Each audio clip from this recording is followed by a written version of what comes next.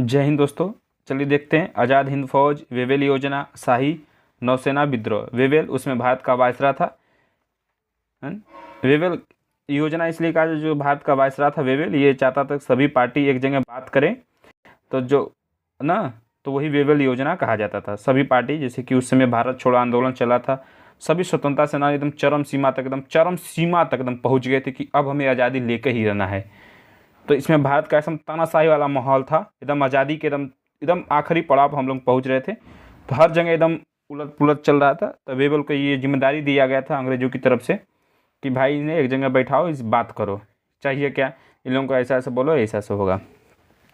पर मुस्लिम लीग उसका तो अलग से रोना चालू था। आगे पढ़ते हैं, सारा समझ में आएगा, कहानी बहुत मज़ा आएगा इसमें। आज़ाद हिंद फौज का गठन किस वर्ष किया गया था? 1942 में किया गया था। आज़ाद हिंद फौज का विचार सर्वप्रथम किसने सुझाया था? मोहन सिंह ने। जुलाई 1943 में राम बिहारी बोस ने आज़ाद हिंद फौज की कमान किसे सौंप दी थी? सुभाष चंद्र बोस को। तो आज़ाद हिंद फौज अब किसके हाथ में चला गया? सुभाष चंद्र बोस के हाथ में चला गया। इन्होंने भी फौज बना दी थी, जैसे आर्मी आज फौज है, आर्मी में देखते हो बटालियन कई से होते हैं, तो उस समय भी सुभाष चंद्र बोस ने भी इस फौज में भी बटालियन बना दिए थे। देखते हैं, नेहरू ब्रिगेड बटालियन बना दिए थे, नेहरू बना दिए थे, सुभाष ब्रिगेड बना दिए थे, गांधी ब्रिगेड, ऐसे ऐसे करके बटालियन बना दिए थे। यही सुभाष चंद्र बोस ने महात्मा गांधी को राष्ट्रपिता कहकर संबोधित किए थे। आगे इसमें लिखा होगा पूरा। नेताजी ने सुभाष चंद्र बोस ने स्वतंत्र भारत की अस्थाई सेना का गठन कहाँ पर किए? सिंगापुर में। अस्थाई सेना का गठन कहाँ किए? अस्थाई सेना था। अस्थाई सेना कोई मान्यता प्राप्त नहीं थी, इन लोगों ने अपना बनाया था कि सभी नौसेना को एक साथ जोड़कर अपनी स्वतंत्रता के लिए लड़ाई लड़ना। तो सुभाष चंद्र बोस ने सिंगापुर में अस्थाई सेना का गठन किए थे। सुभाष चंद्र बोस ने रानी झांसी रेजिमेंट के नाम से एक महिला रेजिमेंट का गठन किया। आज़ाद हिंद फौज के 3 अन्य ब्रिगेडों के नाम क्रमशः सुभाष ब्रिगेड, नेहरू ब्रिगेड तथा गांधी ब्रिगेड रखे गए। 3 थे बटालियन बनाए गए, जैसे फौज में होता है। किस देश के द्वारा सुभाष चंद्र बोस को अंडमान एवं निकोबार द्वीप सौंपा? तो जापान ने इन्हें अंडमान और निकोबार द्वीप सौंप दिया था। आज भी हमारा अंडमान निकोबार हमारा द्वीप नहीं था, हमें मिला था। तो इस सुभाष चंद्र बोस द्वारा अंडमान तथा निकोबार का नया नामकरण किया गया था क्रमशः। देखो, अंडमान को बोल दिया गया था शहीद द्वीप और निकोबार का बोल दिया गया स्वराज द्वीप। 6 जुलाई 1944 को आज़ाद हिंद फौज के रेडियो के एक प्रसारण में महात्मा गांधी को संबोधित करते हुए सुभाष चंद्र बोस ने कहा था। 6 अगस्त 1944 को सुभाष चंद्र बोस ने महात्मा गांधी से रेडियो के माध्यम से बात करते हुए कहा था, भारत की स्वतंत्रता के लिए अंतिम युद्ध प्रारंभ हो चुका है। राष्ट्रपिता, देखो राष्ट्रपिता, भारतीय स्वतंत्रता के इस पवित्र युद्ध में हमें आपका आशीर्वाद चाहिए। किसने कहा था? सुभाष चंद्र बोस ने कहा था, यह भी हमारी आखिरी लड़ाई है, इसमें राष्ट्रपिता अब हमें आपका आशीर्वाद चाहिए।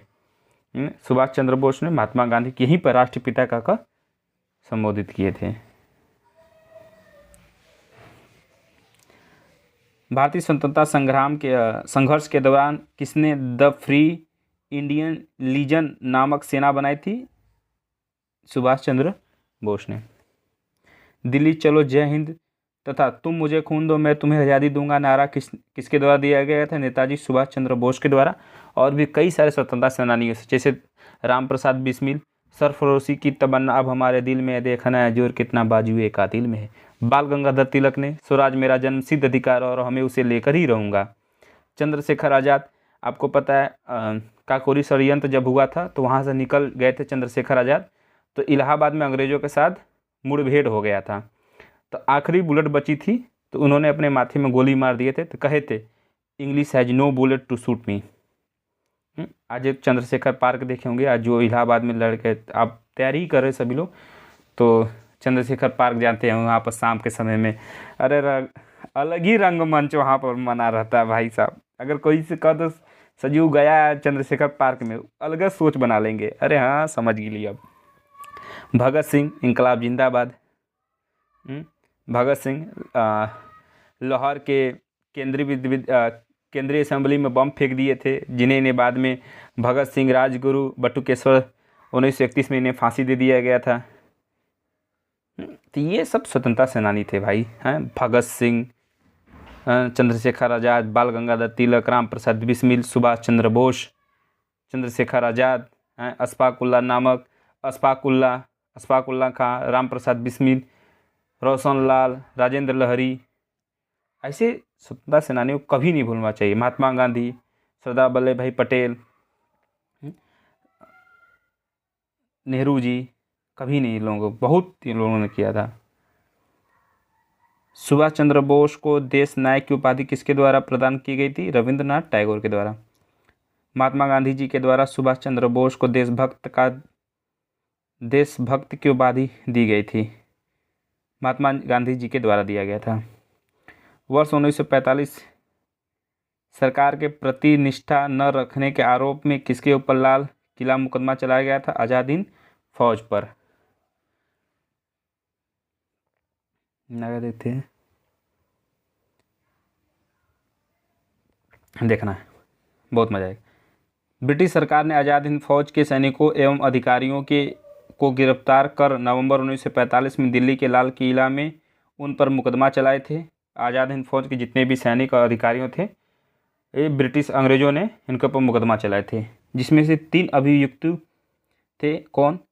प्रेम हरगल, गुरुबख्श सिंह ढिल्लो, शाहनवाग खान को फांसी की सजा तथा राशिद अली को 7 वर्ष की कारावास का दंड निर्धारित किया गया, परंतु बाद में जनता के भारी विद्रोह के कारण उन्हें दोष मुक्त कर दिया गया, छोड़ दिया गया।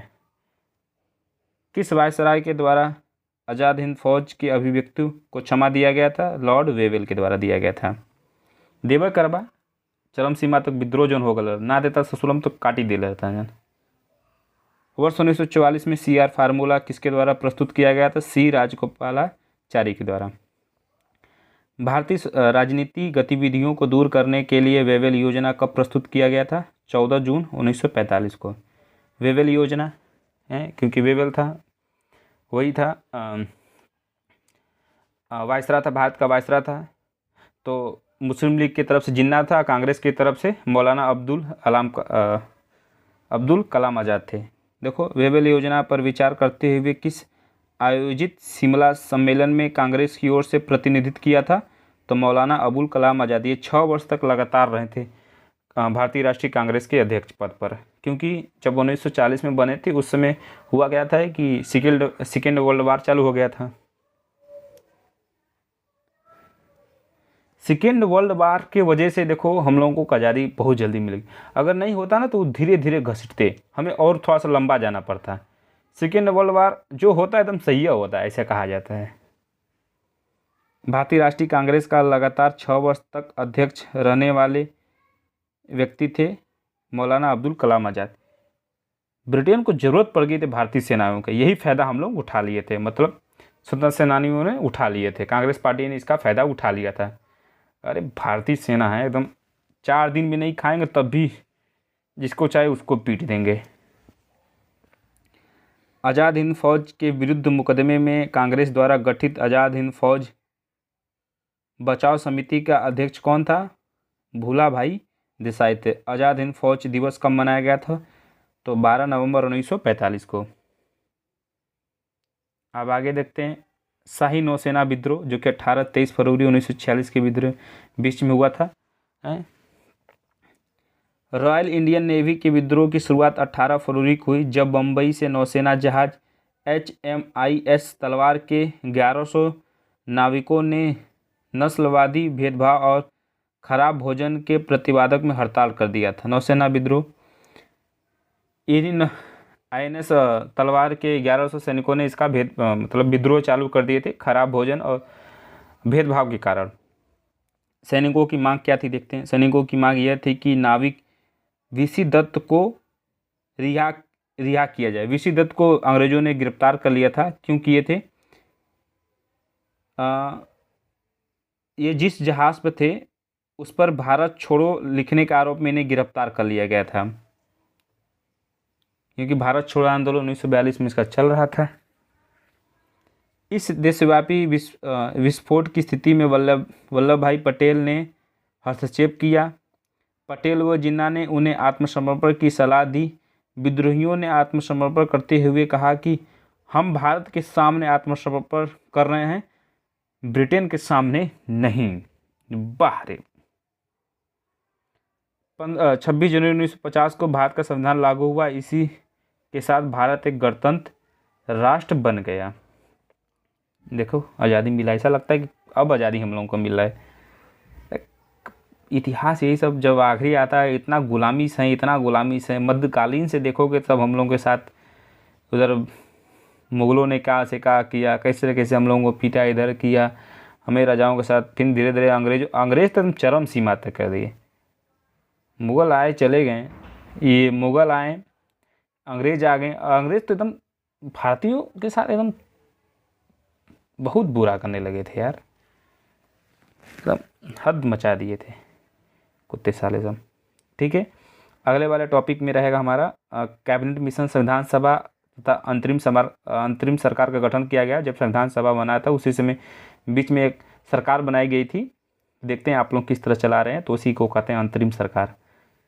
ठीक है, जय हिंद।